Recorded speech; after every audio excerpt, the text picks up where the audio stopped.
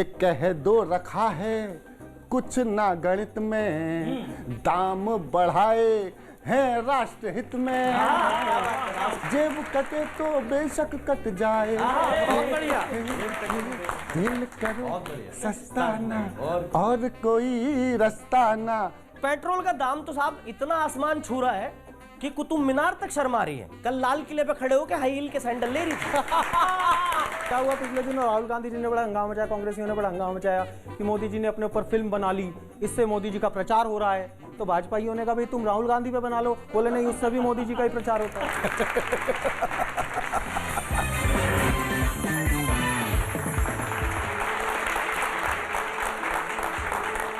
किसानों ने रोकी रेल, महंगा हो गया तेल, राजनीति का खेल, कोई पास कोई फेल, लपेटे में नेताजी में। स्वागत है आपका। आज इन सभी सवालों के साथ हमारे साथ जुड़ रहे हैं सत्ताधारी पार्टी बीजेपी के यूपी के दिग्गज नेता और पूर्व केंद्रीय मंत्री शिव प्रताप शुक्ला जी। शुक्ला जी, अभी तो सब लोग सवाल पूछ रहे हैं कि किसानों की समस्या से निपटेंगे कैसे आप? किसानों की समस्या के लिए हम लोगों ने उनके उत्थान के लिए कानून बना दिया है। तो फिर ये लोग क्यों नहीं समझ रहे हैं जो बैठे हैं बॉर्डर पर? समझ इस नाते रह रहे हैं कि उनकी एक ही बात है कि कोई न कोई उनको समझा रहा है कि मत समझो। इस नाते वो नहीं समझ रहे हैं। हमने 12 चक्र की वार्ता किया, 12 चक्र की वार्ता के बाद यहाँ सहमत होकर के जाते हैं और बाद में कहते हैं नहीं खत्म करो। तो कोई तो है आपके नज़र में, जो आपकी समझ में कि कोई तो है जो इनको पीछे से उकसा रहा है, और वो कोई तो आप जानते ही होंगे कौन है। मुझे लगता है कि वो आप भी जानते होंगे। स्वागत करेंगे शुक्ला जी का। मंच पर मौजूद हैं चिराग जैन, सुदीप भोला, विनीत पांडे और विभोर चौधरी। तेल की कीमतों पर काफ़ी इस समय हलचल मची हुई है। हम लोग भी छोटे मोटे गाड़ियां हैं हमारे पास भी, लेकिन अब पेट्रोल की कीमतें असर करने लगी हैं। तो मेरी एक बड़ी लोकप्रिय 4 पंक्तियां थी, वो सुनाता हूं आपको। उसमें एक पंक्ति बदली है, बाकी तो सभी जानते हैं। के नमो नमो के नारे खूब हुए जयकारे, काशी वाले विश्वनाथ ने खोल दिए भंडारे, सारे मोदी के विरोधियों में मेल हो गया, सारे मोदी के विरोधियों में मेल हो गया। उसके बाद भी 100 रुपया लीटर तेल हो गया, उसके बाद भी 100 रुपया लीटर तेल हो गया। और बाकी कौन पास हुआ कौन फेल हुआ ये तो अलग बात है। मैंने आप एक पैरोडी सुनाता हूं आपको, बिल्कुल ताजी ताजी पैरोडी लिखी है कि तेल करो सस्ता ना, तेल करो सस्ता ना और कोई रास्ता ना, तेल गरीबों का निकला जाए।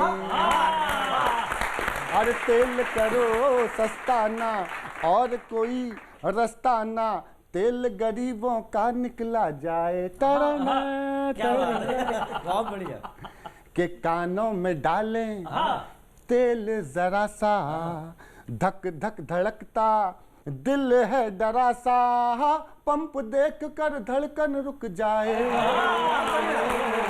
तेल करो सस्ता ना और कोई रास्ता ना, तेल गरीबों का निकला जाए। और देखना, सुनना विभोर, के डीजल दिखाए मस्त अदाएं, डीजल दिखाए मस्त अदाएं, पेट्रोल का ये एटीट्यूड हाय, देख गुलाबी नोट भी शर्माए। मोदी जी वाला नोट। और देखिएगा माननीय कि कह दो रखा है कुछ ना गणित में। अगली पंक्ति अगर लगे कि बात हो गई, सुनना, कि कह दो रखा है कुछ ना गणित में, दाम बढ़ाए हैं राष्ट्र हित में। कह दो रखा है क्या अब गणित में, दाम बढ़ाए हैं राष्ट्र हित में, जेब कटे तो बेशक कट जाए, तेल करे सस्ता ना और कोई रास्ता ना, तेल गरीबों का निकला जाए। आखिरी देखिएगा कि कोरोना के मारे झेलें गरीबी, कोरोना के मारे झेलें गरीबी, हमें ना बता दें कहीं तेल जीबी। कोरोना के मारे झेलें गरीबी, हमें ना बता दें कहीं तेल जीबी, तेल जो मांगे तेल लेने जाए। सस्ता ना और कोई रास्ता ना, तेल गरीबों का निकला जाए। वाह, क्या ये जवाब दिया जाएगा 100 रुपये पेट्रोल का?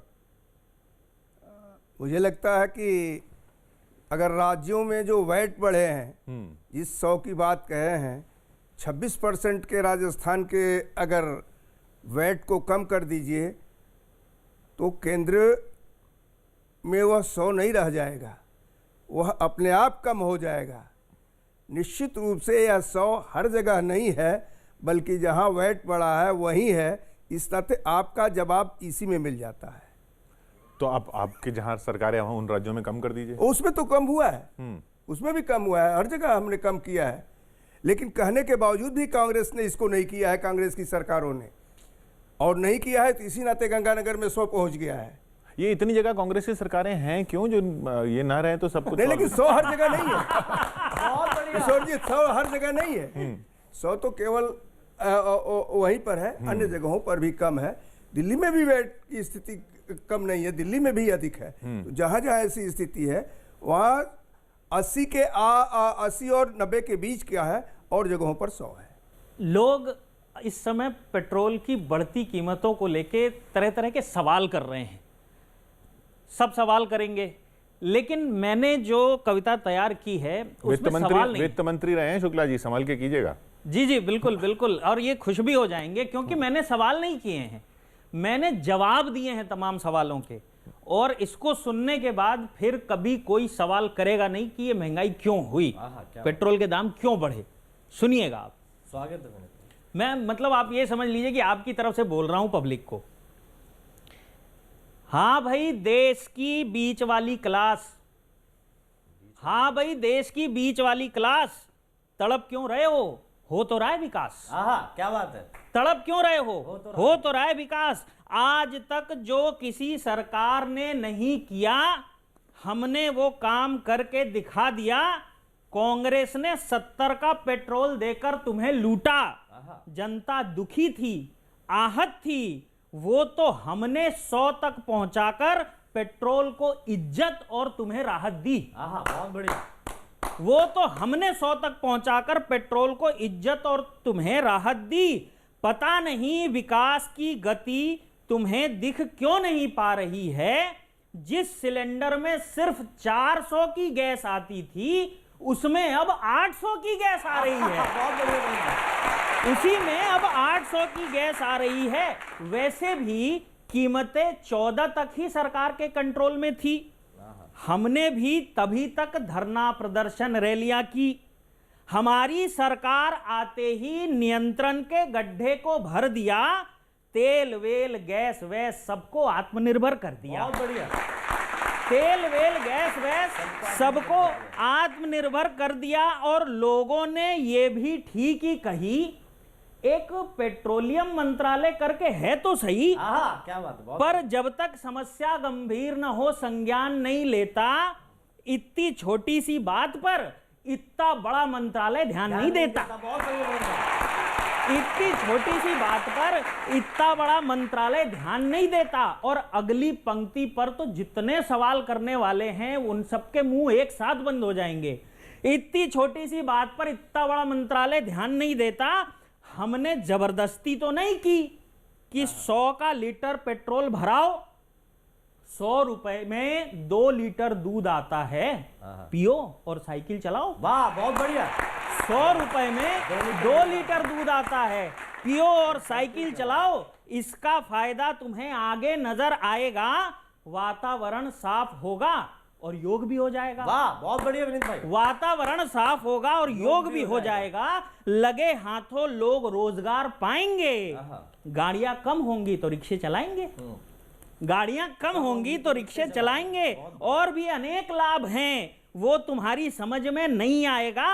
इस एक कदम से आत्मनिर्भर, स्वच्छ भारत, निरोग भारत, रोजगार, शौचालय सब पूरा हो जाएगा। तुमने हमें वोट दिया है तो तुम्हारी भलाई के लिए उचित कदम लेंगे। अब तुम पर चाहे जो बीते, हम भारत को विश्व गुरु बनाकर ही दम लेंगे। हम भारत को विश्व गुरु बनाकर ही दम लेंगे। ये बताइए शुक्ला जी, अगर वैट राज्य सरकारें कम करेंगी तो उनका फाइनेंस कहां से आएगा? आप तो वित्त मंत्री रहे हैं, उनके भी तो बजट है ना।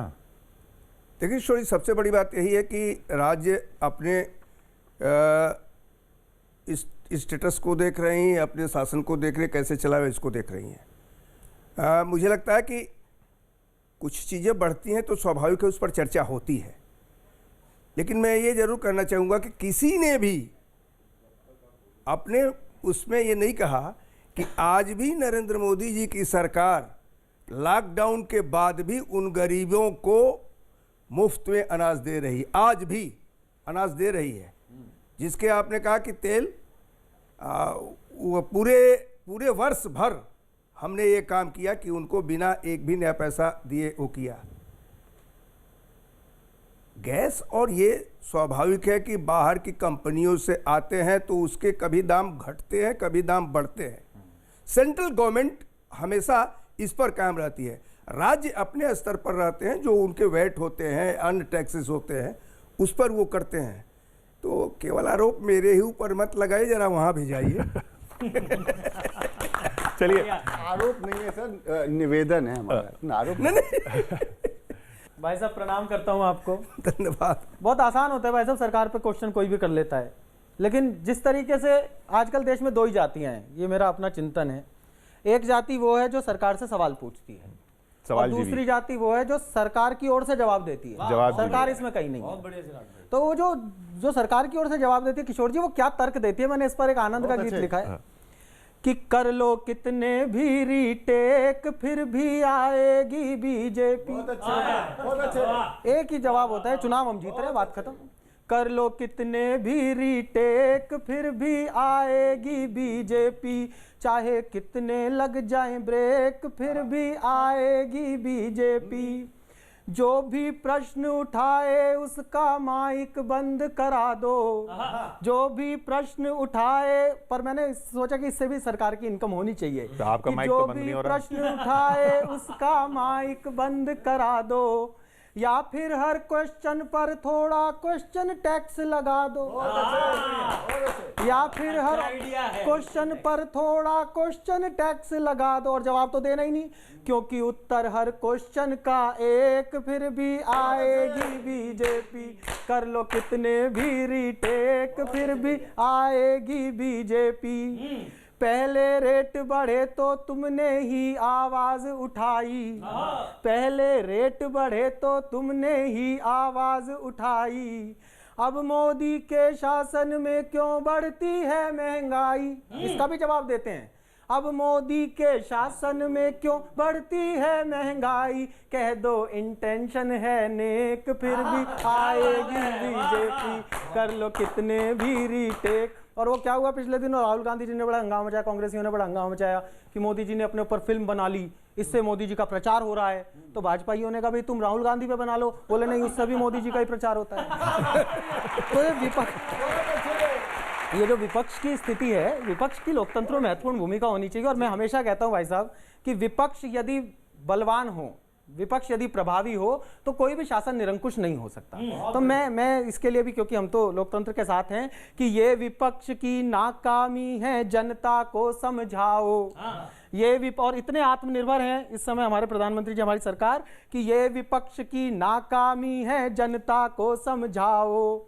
लोकतंत्र के लिए सदन में स्वयं विपक्ष बनाओ, अपनी नैया अपनी लेक फिर भी आएगी बीजेपी। कर लो कितने भी रीटेक फिर भी आएगी बीजेपी। ये ऐसा क्यों होता है कि जीत तो फिर आखिर बीजेपी जाती है इतने सवालों के बाद भी? देखिए, जीत किशोर जी इस नाते बीजेपी जाती है कि प्रहार बाहर से किए जाते हैं और इस पर यह नहीं देखा जाता है कि सरकार उन तक जो वोट देते हैं उन तक कैसे पहुंचती है। उन तक पहुंचती है उनको विश्वास में लेकर, उनको सुविधा दे करके, उनकी वास्तविक आवश्यकता को समझ करके। हमने नोटबंदी की बात आपने जो दिखाई किया, लेकिन जनधन खाते की बात नहीं किया।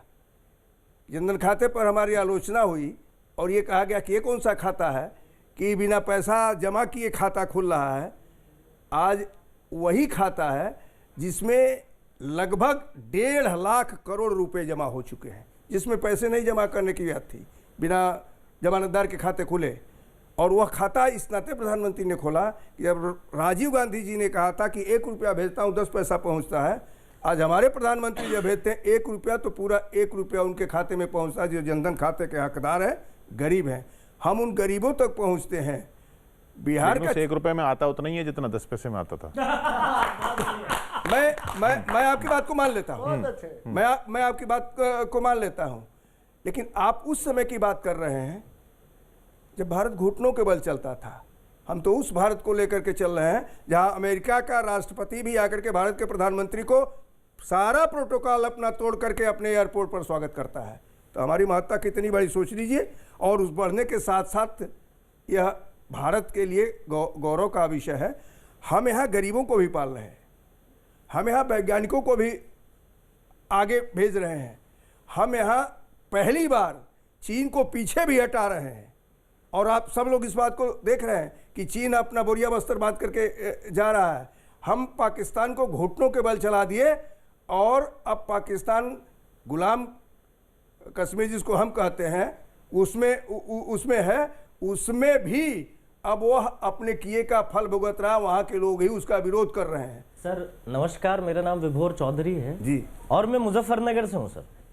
और मुझे गर्व है कि मैं किसान जीवी हूँ, तो मैं किसान का बेटा हूँ सर। उसके हवाले से कुछ सवाल आपसे चंद पूछना चाहता हूँ मैं एक व्यंग के माध्यम से। सर वैसे बिल तो आपका जोरदार है विनीत भाई, बिल तो सर आपका जोरदार है, लेकिन हमारे पास खेत में 300 बिल चूहे के पहले से ही है सर। हम उनसे ही पार नहीं पा रहे, अब 3 बिल और ले आए सर। बहुत बढ़िया। आज किसानों ने दिल्ली घेरी हुई है सर। तो मैं बता देना चाहता हूं कि किसानों ने दिल्ली क्यों घेरी हुई है। कि अगर मगरूर दिल्ली पिछले 70 सालों में गांव तक पहुंच गई होती तो आज गांव को दिल्ली पहुंचने की जरूरत नहीं। बहुत बढ़िया। पानी के लिए हरियाणा पंजाब पर निर्भर रहने वाली दिल्ली आज उसी पानी का इस्तेमाल उन्हीं के खिलाफ कर रही है। क्या बात है। और मगरूर दिल्ली के टैंकरों में बहुत पानी भरा है, मगर आंखों में बिल्कुल नहीं। सरकार का मानना है कि इतनी ठंड में किसानों पर ठंडा पानी उनकी भलाई के लिए बरसाया जा रहा है। जैसे गर्मी को गर्मी काटती है, लोहे को लोहा काटता है, शायद ठंडे पानी से इन किसानों की ठंड निकल जाए। वाह, बहुत बढ़िया। और ये कृषि प्रधान देश का दुर्भाग्य है सर कि फसल उगाने वाला आज सड़कों पर बैठा है और उसकी फसल अपने शोरूम में रख कर बेचने वाला बंगलों में। वाह, क्या बात है। और सर जिस किसान बाप ने अपने बेटे को देश की रक्षा के लिए फौज में भेजा था, आज वही बेटा मजबूरी में सही सरकार की रक्षा अपने बाप से कर रहा है। क्या कहने, बहुत बढ़िया विभोर भाई। और जिस फौजी बेटे ने अपने किसान बाप के सामने आंख तक ना उठाई थी, आज मजबूरी में उसके सामने बंदूक उठाए खड़ा है। लाल बहादुर शास्त्री ने जय जवान जय किसान का नारा इसी दिल्ली से दिया था, मगर आज दिल्ली के लाल जवान बनाम किसान करके खुद को बहादुर समझ रहे हैं। और किसान क्या है सर, किसान को बहुत कुछ कहा गया, कभी आंदोलन जीवी, कभी ये कभी वो। मैं किसान का बेटा हूं, तो सर मैं किसान की परिभाषा बता देना चाहता हूं। किसान 3 शब्दों से मिलकर बना है कि का से किसान, कि का से कर्मठ, सा से साहसी, ना से नेक इंसान है। हम ही गेहूं, हम ही गन्ना, हम ही सरसों धान है, कहीं रोटी कहीं चपाती, कहीं हम ही तो नान है। किसान है रे भाई, हम किसान हैं। वाह, बहुत बढ़िया। धान झाड़े तो झड़े मिनिस्टर, मथे दूध तो निकले एक्टर। धान झाड़े तो झड़े मिनिस्टर, मथे दूध तो निकले एक्टर। है धन्य ये भारत की माटी, एक खेत के कई कैरेक्टर। खेत में हम जीनियस हैं जी, और खेल में देश की शान है। किसान है रे भाई, हम किसान हैं। और आखिरी जवाब उन किसानों की तरफ से मैं पूरे हिंदुस्तान को देना चाहता हूं सर, कि दिन रात धूप चाओ थकते ना हाथ पाओ। दिन रात धूप चाओ थकते ना हाथ पाओ, कोई भूखा ना सोवे, बस यही अरमान है, और पूरे देश को बैठा के खुआ दें, साबत साल का इंतजाम है। किसान है रे भाई, हम किसान। तो ये इन किसानों को ये बात क्यों नहीं समझ में आ रही कि ये बिल जो आप कह रहे हैं इनके फायदे क्या हैं? देखिए, किसानों को तो किशोर जी समझ में आ रही है। अभी जो विभोर जी ने कहा कि किसान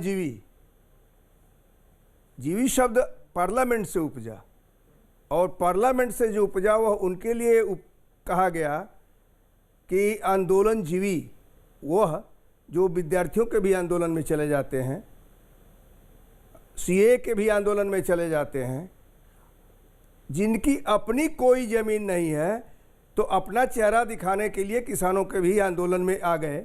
इस नाते उनको किसान ये आंदोलन जीवी कहा गया।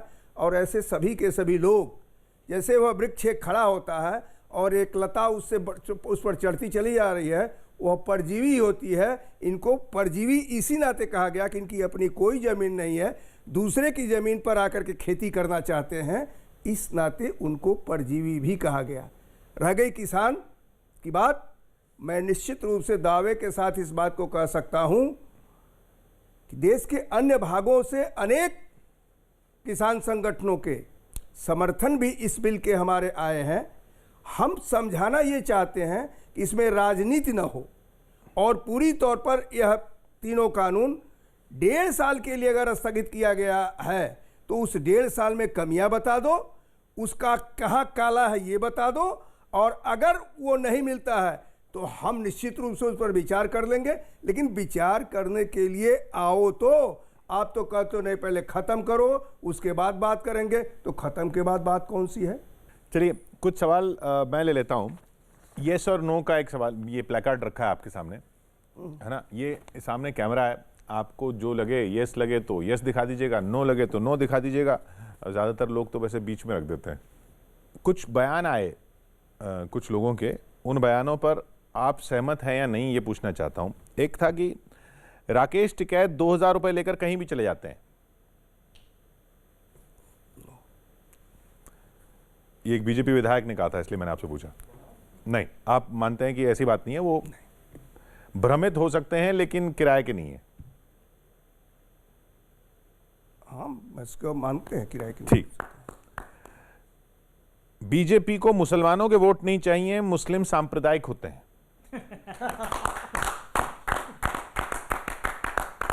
ये हेमंत विश्व शर्मा जी ने कहा। अभी हम साफ ये मान करके चलते हैं कि हमको हिंदुस्तान में रहने वाले लोगों का वोट चाहिए। प्रधानमंत्री ने कहा सबका साथ, सबका विकास और सबका विश्वास।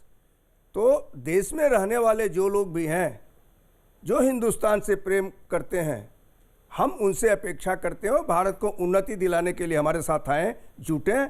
अगर बीजेपी की तारीफ, प्रधानमंत्री की तारीफ देश के बाहर भी हो रही है, तो वो भी हमारे सीने से लग कर करके हमारे साथ चलें। हमारा ये सोच है। क्या बात है, बहुत बढ़िया। इसी बाहर की तारीफ से एक और जुड़ा हुआ एक बयान आया कि बीजेपी नेपाल और श्रीलंका में भी सरकार बनाएगी। बिप्लब देव जी ने कहा है। अब मुझे नहीं मालूम है, तो नो है या यस है? नहीं, श्रीलंका या नेपाल। जो है नेपाल, ये दूसरे देश हैं, तो बीजेपी वहाँ क्यों जाएगी? चलिए, आप ही की पार्टी ने दिया है सर बयान। अब मुझे नहीं मालूम है। नो, चलिए नो दिखा दीजिए। नेताजी सुभाष चंद्र बोस की हत्या की साजिश कांग्रेस ने रची थी। क्या ये विषय जांच का है। इस नाते जांच एजेंसी कई बार हुई, पलटी भी गई, तो उसकी जब तक रिपोर्ट नहीं आ जाए तब तक हम कुछ नहीं कर सकते हैं। ये साक्षी महाराज जी ने कहा। ठीक है, हम अपनी बात कह रहे हैं। चलिए एक और बयान की बात करते हैं। सीएए के बाद पूरे देश में एनआरसी लागू होगा। नहीं, देखिए, सीएए के बाद पूरे देश में एनआरसी की बात कभी नहीं कही गई थी, यह असम की बात थी। लेकिन अगर पूरे देश में एनआरसी की बात लागू होने की बात आती है, तो बाहर के लोगों के लिए आती है। देश के अंदर रहने वाले लोगों के लिए नहीं आती है। क्या बात है। चलिए नो ही दिखा। हाँ, पेट्रोल की बढ़ती कीमतें सरकार के जनता पर अत्याचार की निशानी है। बहुत बढ़िया सवाल। ये सर ये वीके मल्होत्रा जी ने कहा। अच्छा, क्षत्रियों को ज्यादा बच्चे पैदा करने चाहिए तभी भारत हिंदू राष्ट्र बन पाएगा। ये साध्वी प्रज्ञा ठाकुर जी का बयान था। ठीक है, चलिए आखिरी, महाभारत काल में इंटरनेट था? अगर महाभारत के तथ्यों को हम जानते हैं तो मुझे लगता है कि था। जो भी था वो इंटरनेट ही था। चलिए यस कर दीजिए। क्या बात है। चलिए आज उपलब्धि हो गई। तो आज तो हमारा सौभाग्य है कि हम एक सचेतक को सचेत करने के लिए आए हैं। क्या बात है। वाह। और ये सौभाग्य है और कवि का धर्म भी यही है। तो अभी पंजाब में एक सुपड़ा साफ हुआ, उस पर वहां से शुरू करता हूं। भाजपा का नारा है सबका साथ सबका विकास, सबका विकास सबका साथ, आगे पाठ पीछे सपाट। बहुत बढ़िया, बहुत अच्छे। यही हो रहा है और सही कहूं तो फिर आशीर्वाद मिले और आप लोगों का समर्थन मिले। सुनिएगा, आगे तो भैया। ये आए हैं पंजाब में सब कुछ निकाल के, कुछ भी नहीं बचा सर, सब कुछ नहीं, कि ये आए हैं पंजाब में सब कुछ निकाल के, बंगाल को रख देंगे ये अब की खंगाल के। ये आए हैं पंजाब से सब कुछ निकाल के, बंगाल को रख देंगे ये अब की खंगाल के। कल आपके कहने पे बजाते थे जो ताली, कल आपके कहने पे बजाते थे जो थाली, अब उस अकाली दल ने कैसी बैंड बजा ली, अब उस अकाली दल ने कैसी बैंड बजा ली, रख पाए पुराने न ये साथी संभाल, रख पाए पुराने न ये साथी संभाल के, ये आए हैं पंजाब में सब कुछ निकाल के। और देखना और आगे क्या कि दल बदलुओं को आप समझना नहीं पिद्दी, दल बदलुओं को आप समझना नहीं पिद्दी, जिद्दी है अगर आप तो दिद्दी भी है जिद्दी। और प्रयोग हो जाए किशोर सर तो आशीर्वाद दीजिएगा। एक नया शब्द लॉन्च करता हूं कि दल बदलुओं को आप समझना नहीं पिद्दी, जिद्दी है अगर आप तो दिद्दी भी है जिद्दी, तृणमूलियों को लाओ मगर देखभाल, तृणमूलियों को लाओ मगर देखभाल के, ये आए हैं पंजाब में सब कुछ। और देखिएगा कि सड्डा पपी पपी है ते तोड्डा पपी मोती। ये सादा वाला बहुत बढ़िया। हालांकि विभोर होता तो टॉमी है, लेकिन टॉमी के काफिये नहीं थे मेरे पास। के साडा पपी पपी है ते तोड्डा पपी मोती, ईगो न हर्ट करते तो हालत ये न होती, ईगो न हर्ट करते तो हालत न ये होती, महाराष्ट्र के संगी हुए साथी श्रगाल के, ये आए हैं पंजाब में सब कुछ निकाल के। और अंत देखिएगा, सचेतक को सचेत करने का सौभाग्य है हमारा। सुनिएगा कि सत्ता किसी के पास न रहती है हमेशा, सत्ता किसी के पास न रहती है हमेशा, ताकत किसी की दास न रहती है हमेशा, ताकत किसी की दास न रहती है हमेशा, बीड़ी बुझी है कल थे जो स्वामी मशाल के, बीड़ी बुझी है कल जो थे स्वामी मशाल के, ये आए हैं पंजाब में सब कुछ निकाल।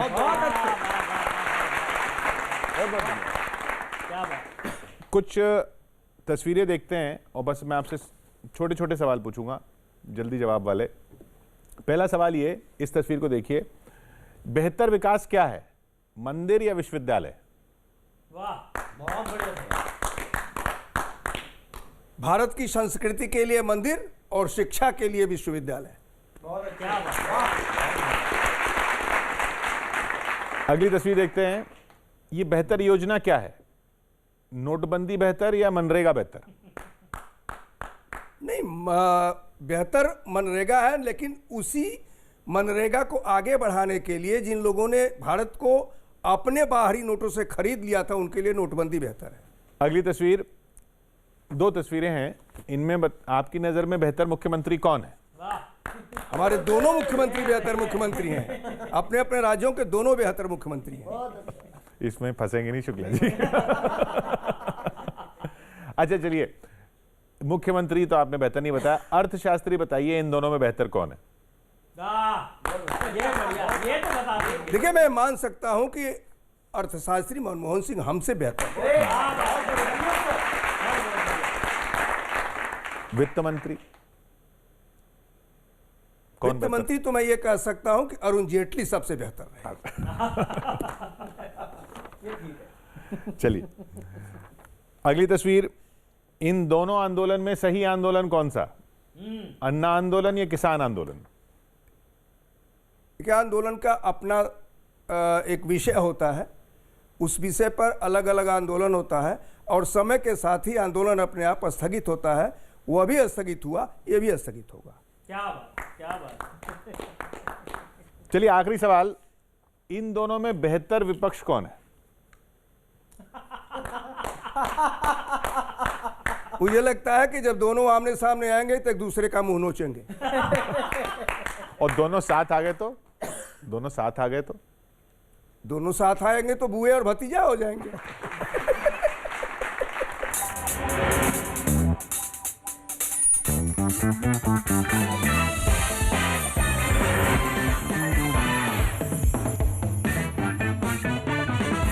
प्रश्न है, एक टीस है और एक निवेदन है इस कविता में, आपके सामने रख रहा हूं। स्वागत। कि बीजेपी के एक सीएम ने कहा कि आप नेपाल और श्रीलंका में भी सरकार बनाएंगे, तो ये हाल फिलहाल ही होगा या सब कुछ बेचने के बाद ही जाएंगे? बहुत अच्छे, बहुत अच्छे। तो ये हाल फिलहाल ही होगा या सब कुछ बेचने? तो ये हाल फिलहाल ही होगा या सब कुछ बेचने के बाद ही जाएंगे? माना अंदर की बात थी पर सार्वजनिक ये चीज हो गई।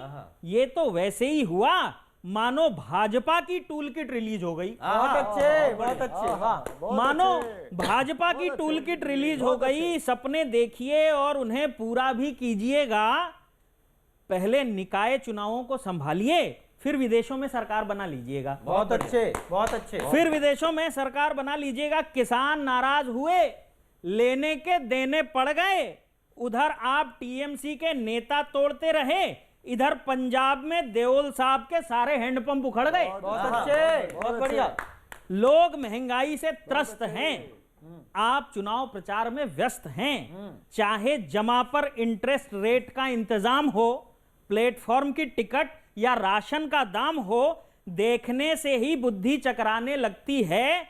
अच्छे दिन इतने ज्यादा दिख रहे हैं कि कभी कभी बुरे दिनों की याद आने लगती है। अच्छे दिन इतने ज्यादा दिखने लगे हैं कि कभी कभी बुरे दिनों की याद आने लगती है। खैर, आप तो मानेंगे नहीं कि जनता परेशान है, और है भी तो अपना दुख दर्द कैसे बताएगी। और अगली पंक्ति सुनना कि है भी तो अपना दुख दर्द कैसे बताएगी। आप तो बहुमत में हैं, एक बार राइट टू रिकॉल का कानून पास कर दीजिए, सारी स्थितियां अपने आप स्पष्ट हो जाएंगी। बहुत अच्छा तरीका है कहने का, वाह वाह वाह वाह। अभी चिराग जी ने एक बात कही थी कि देश में दो पक्ष हैं, एक सवाल पूछने वाला और एक सरकार की तरफ से जवाब देने वाला। मैं इसमें थोड़ी सी बात किशोर जी आगे बढ़ाना चाहूंगा, शुक्ला जी बैठे हैं, कि पहले क्या विचारधारा से लोगों को बुलाया जाता था कि ये कांग्रेसी है, ये समाजवादी है, ये बसपाई है। आजकल तो तीन नाम है सर, भक्त, चमचा और एजेंट। भक्त, चमचा और एजेंट। और मैं आपकी जानकारी के लिए बता दूं, मैं तीनों हूं। ये अच्छा बहुत है। अच्छे, मैं तीनों हूं। भक्त मैं हनुमान जी का हूं, चमचा अपनी पत्नी का, और एजेंट इंश्योरेंस कंपनी का हूं। बहुत अच्छे, बहुत अच्छे, बहुत अच्छे, बहुत अच्छे। और आजकल टूल किट का मामला कुछ ज्यादा ही चल रहा है, तो टूल किट का मामला कुछ ज्यादा ही टूल पकड़ रहा है। मुझे लग रहा है मसला टूल किट का नहीं है, टूल किट का है। बहुत अच्छे, वाह वाह। मसला टूल किट का है। और जहां ना पहुंचे रवि वहां पहुंचे कवि, और जहां ना पहुंचे कवि वहां पहुंचे दिशा रवि। बहुत अच्छे। और सर शुक्ला जी बैठे कि अगर जितना ध्यान आप दिशा पे दे रहे हो सर, देश की दशा पे देते तो ये दुर्दशा नहीं क्या होती। बात है, वाह वाह। देश की दिशा और दशा दोनों बेहतर हो सकती थी सर। और टूल किट का खौफ क्या है चिराग जी? मेरे एक दोस्त है सर मुजफ्फरनगर में, मोटरसाइकिल का मिस्त्री है, मेरे से पूछने लगा यार ये दिशा रवि को जेल क्यों हुई? मैंने कहा उसके दौरे टूल किट मिली, पट्टा 3 दिन से दुकान बंद करके गायब। 3 दिन से गायब, ये टूल किट का खौफ चल रहा है। अच्छा पेट्रोल 100 रुपए हो गया तो लोग मोदी जी को कह रहे हैं कि मोदी जी 100 रुपए कर दिया, 100 रुपए कर दिया। लोग समझ नहीं पाते मोदी जी का मास्टर स्ट्रोक क्या है। दरअसल इंग्लैंड की टीम भारत दौरे पे है, जैसे ही मोदी जी ने 100 रुपए करा पेट्रोल, अश्विन जैसे पुछल्ले बल्लेबाज ने शतक मार दिया। और अब अश्विन को पसीने इसलिए आ रहे कि 100 तक तो ठीक है, कल को अगर पेट्रोल का दाम 200 हो गया मुझे ओपनिंग करनी पड़ेगी। तो प्रेशर आ रहा है सबके ऊपर। और पेट्रोल का दाम तो साहब इतना आसमान छू रहा है कि कुतुब मीनार तक शर्मा रही है पेट्रोल के ऊंचे दाम से। कल लाल किले पे खड़े होकर हाई हील के सैंडल ले रही थी। ये अच्छा है भाई। कल लाल किले पे खड़े होकर हाई हील के सैंडल ले रही थी। बहुत अच्छे। और महंगाई कर रहे हैं सब कि महंगाई है। मैं तो ये मानता हूं सर, और मैं क्या मानता हूं, गीता में श्री कृष्ण भगवान ने कहा है कि जो चीज आई है वो जाएगी। भाई पहले अंग्रेज आए थे, चले गए, बहुत अच्छे, फिर कांग्रेस आई, चली गई, और अब बहुत बढ़िया। अब महंगाई आई है, चली जाएगी। आपको क्या लग रहा है मैं बीजेपी कहूंगा? सर देशद्रोही थोड़ा इन्हें कहलवाना है। बहुत अच्छे, बहुत अच्छे। अच्छा है, अच्छा विभोर।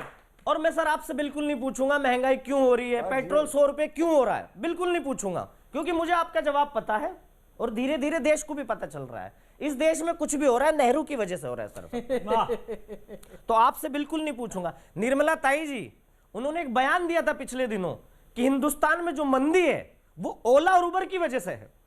मैं ताई जी से एक बात पूछना चाहता हूं, बहुत बारीक टिप्पणी, आप लोगों का ध्यान चाहूंगा। निर्मला जी ने कहा कि हिंदुस्तान में जो मंदी है उसका कारण ओला और उबर है।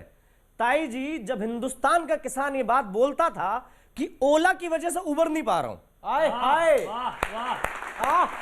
ओला की वजह से उबर नहीं पा रहा हूं, तो तब आप यकीन नहीं करती थी। अब हम आपकी बात का यकीन कैसे कर ले? मैं भाई साहब अभी कह रहे थे आप कि वो जनधन खातों का कोई जिक्र नहीं करता, ये गलत बात है। बस लोगों का ऐसा नहीं है कि वो जनधन खातों से प्यार नहीं करते, लोग आज तक ये समझ नहीं पा रहे हैं। जब हमारे पास ऐसी वित्त नीतियां थी कि सारे ही खाते बिना पैसों के हो जाएंगे, तो जनधन खाते अलग से खोजने की जरूरत क्या थी? अच्छा है, बढ़िया। लेकिन फिर भी मैं कुछ वर्तमान राजनीति पर कुछ एक दोहों की पैरोडी करता हूँ सुदीप आज। कुछ बहुत प्रसिद्ध दोहे कबीर के और रहीम के, उनमें जो प्रसिद्ध दोहे हैं उन पर कुछ व्यंग्य करना चाहता हूँ। जब सरकार की कोई निंदा करता है तो किशोर जी सरकार क्या क्या करती है, क्या शानदार नीति है। देखिए सरकार ऐसी ही चलनी चाहिए। हाँ। कि निंदक घेरे राखिए के सन में उलझाए, प्रश्न पूछने पर कहीं फाइल ना खुल जाए। और बीच में पता लगा जी शरद पवार जी ममता बनर्जी से मिलने गए बंगाल चुनाव से पहले, तो फिर मोदी जी के मन में क्या आ रहा होगा कि मोदी कहे पवार से तू क्या देखे मोय, एक दिन ऐसा आएगा मैं देखूंगा तो, मैं देखूंगा तो। और चुनाव जीतने के लिए क्या स्ट्रेटेजी है वो मैं 2 पंक्तियों में कहता हूं कि जिस दल से लड़ना पड़े उसका नेता खींच, ममता दी इकली चले बैठे जबड़ा भी। बहुत बढ़िया।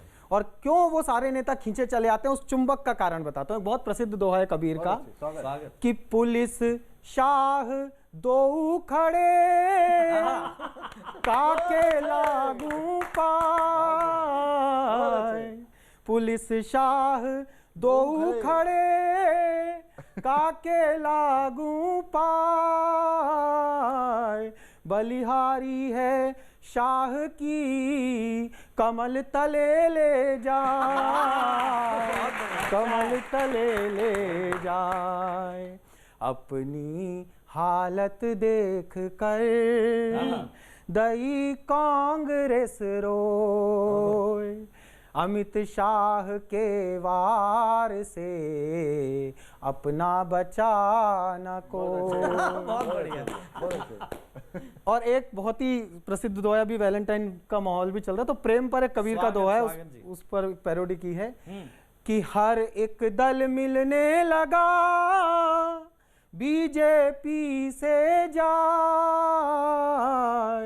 लोकतंत्र अब सांकरा या मैं दो ना समाए, या मैं दो ना समाए। और हमारे अमित शाह जी कितने सबको प्यार करते हैं, ना काहू से दोस्ती ना काहू से बैर, तो खड़े शाह बाजार में मांगे सबका साथ, सबको झोले में भरे हंसिया हो या हाथ। क्या बात। और अंतिम दोहा सुनाता हूं। भारतीय जनता पार्टी ने जो राजनीति पूरी दुनिया को सिखाई है, ये पूरी दुनिया के राजनीतिज्ञों को सीखनी चाहिए, उनको जो राजनीति ही करने आए हैं, कि बीजेपी ने अब लिया ऐसा गेट बना, होते होंगे आविष्कार, ये आविष्कार देखना, बीजेपी ने अब लिया ऐसा गेट बनाए, भीतर सब जन आ सके बाहर कोई ना जाए, बाहर कोई ना जाए। क्या बात है सर। दो नेता आपस में बातचीत कर रहे हैं, एक जूनियर नेता है और एक सीनियर नेता है। सीनियर नेता जूनियर नेता को राजनीति सिखा रहा है, देश में क्या हो रहा है उसे ट्रेनिंग दे रहा है कि जनता से कैसे निपटना है, जनता क्या करती है। बस वही कविता है, सुनिएगा साहब। अर्थव्यवस्था गिर गई, ये बात इतनी विचित्र तो नहीं, गिरी है तो उठ भी जाएगी। अर्थव्यवस्था है, राजनीति का चरित्र क्या तो नहीं। कहने, बढ़िया बात। वाह। अर्थव्यवस्था है, राजनीति का चरित्र तो नहीं। और ये आम लोग समझ से बाहर की बात पे इतना तन जाएंगे, मचल तो ऐसे रहे जैसे अर्थव्यवस्था के ऊपर उठते ही सारे कलेक्टर बन जाएंगे। बढ़िया बात है। सारे कलेक्टर बन जाएंगे। अर्थव्यवस्था गिरे या उठे, ये जहां हैं वहीं रहेंगे, ये तो पक्का है। फिर भी इनके झूलने के लिए 5 ट्रिलियन वाला झूला तो दे ही रखा है। क्या कहने, वाह वाह वाह वाह। जिस पर ये मौके बेमौके झूल जाएंगे। अभी चाहे जो कह लें, चुनाव आते आते सब भूल जाएंगे। बहुत अच्छे, अच्छा व्यंग्य, वाह वाह वाह। अभी चाहे जो कह लें, चुनाव आते आते सब भूल जाएंगे। रहा सवाल 5 ट्रिलियन का, वो तो चुटकी बजाते हो जाएगा ही। सारी चीजें बिकेंगी तो पैसा भर भर के आएगा ही। क्या बात, बहुत बढ़िया। पैसा भर भर के आएगा ही। और ये हमारे भाषणों, वादों, जुमलों को सीरियसली लेते रहेंगे। मौजूदा हालात के सवाल पर उनके 70 साल का ब्यौरा देते रहेंगे। बहुत बढ़िया, बहुत अच्छा बात। इनकी समस्याएं कभी खत्म नहीं होंगी, ये बात इनकी समझ में नहीं आएगी, क्योंकि इधर इनकी समस्या समाप्त हुई, उधर हमारी राजनीति समाप्त हो जाएगी। क्या बात है, वाह वाह। उधर हमारी राजनीति समाप्त हो जाएगी। इसलिए इनकी समस्याओं को दूर किए बिना इन्हें कभी कभी 1000-500 देते रहेंगे। ये टीवी रेडियो पर हमें सुनते रहें और हम हमेशा की तरह एक आधा नारा देकर विकास के नाम पर इनसे वोट लेते रहेंगे, लेते रहेंगे, लेते रहेंगे। बहुत बहुत धन्यवाद। अपडेटेड कविता है, पुराना वर्जन है 2.11।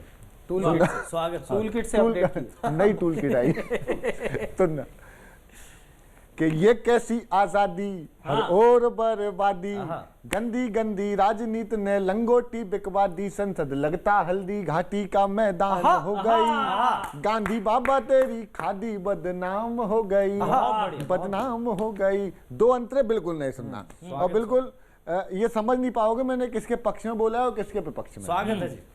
बदनाम हो गई, बदनाम हो गई, वापस लो कानून या दे दो मोदी जी इस्तीफा, वापस लो कानून या दे दो मोदी जी इस्तीफा, लाल किले पर चढ़ना जाए अब की मियां खलीफा। क्या बात है।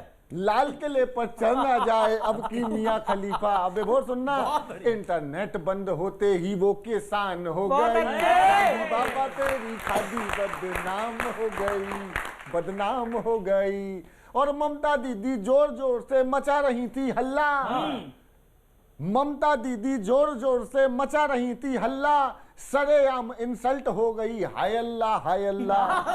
अरे सरेआम इंसल्ट हो गई, तो मैंने पूछा दीदी क्या इंसल्ट हो गई? अरे सरेआम इंसल्ट हो गई, हाय अल्लाह हाय अल्लाह। कारण पूछा तो बतलाया, जय श्री राम हो गई, गांधी बाबा तेरी खादी बदनाम हो गई। इस समय जो माहौल चल रहा है, किसानों के बारे में बहुत सारी बातें कही जा रही हैं।